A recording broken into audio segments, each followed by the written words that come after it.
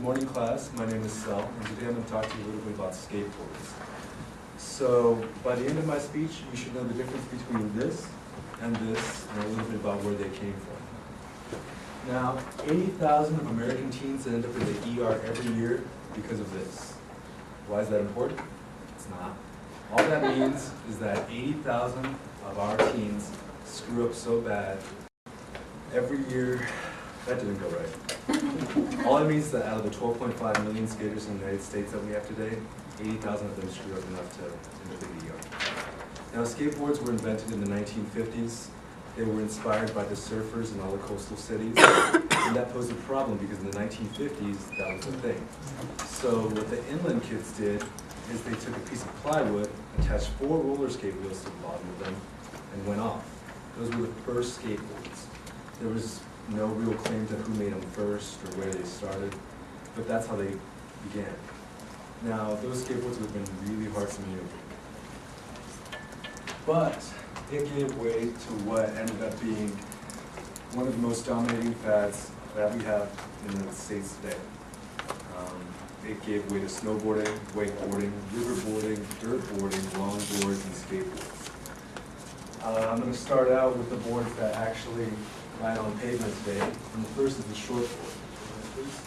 The shortboard actually hit the market in 1959. A company called Roller Derby made it, and as you'll see, it looks exactly like what it is, a piece of wood with wheels on the bottom of it. Slowly that board developed, if you'll go ahead and click, and it kind of took a better shape. You'll see there we added trucks, and it kind of got the whole 4 independent wheel problem solved. Here it just kind of combines it into 2.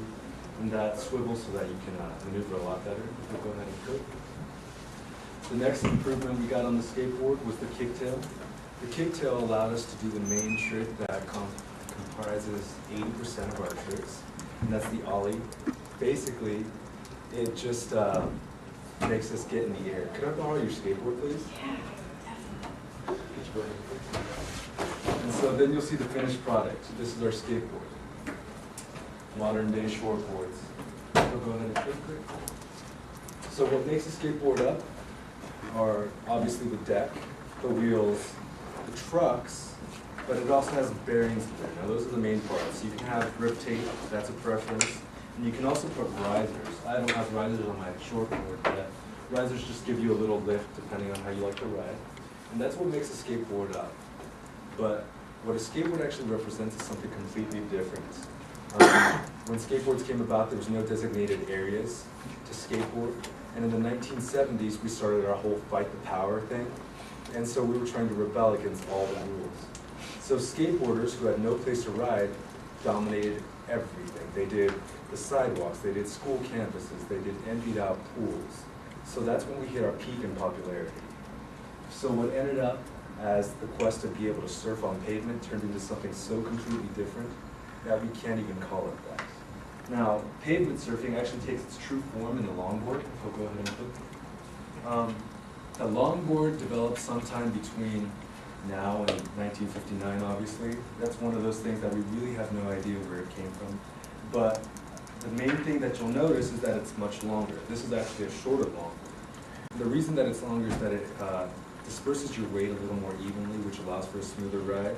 The next thing you might notice is the bigger wheels like the old school boards. The wheels are bigger, but they're also softer. It helps to like absorb shock, but the bigger wheels also act like ATV wheels. You could roll over cracks a lot easier, whereas your shortboard might stop in place and send you forward. Anyways, what you might not notice are the trucks. They're a lot more flexible on longboards compared to shortboards. And that just means that you can maneuver it a lot easier. It's a lot smoother of a turn. The problem that causes is wheel bites, which is exactly what it sounds like. The wheel will bite the board, and you're moving, and then the board stops moving, and you keep on going. But that's basically what makes a longboard. And it actually does give you a much smoother ride, and it's as close as you could probably get to that smoothness of riding waves on pavement. Now that being said, if you'll go ahead and click, this is what a regular longboard looks like. This is a different kind of longboard. This completely eliminates wheel bite using metal pieces at the end of it. We'll go ahead and click. This is just a longboard with a kicktail. It's used for mostly stopping, and I don't think I know anybody that actually uses it to stop anyway. So I honestly couldn't tell you which board I like better. It's mostly a preference thing, and it isn't just preference, it's also what makes you who you are. My shortboard I got when I was 13, and go ahead and click.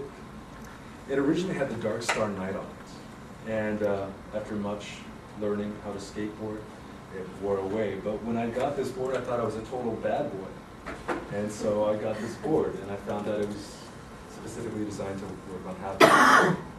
That caused pain too. But now I have my longboard, and as you'll see, it's something a little simpler. So it's just a way of life instead of just a sport. So I hope you learned a little bit about skateboards, and thank you.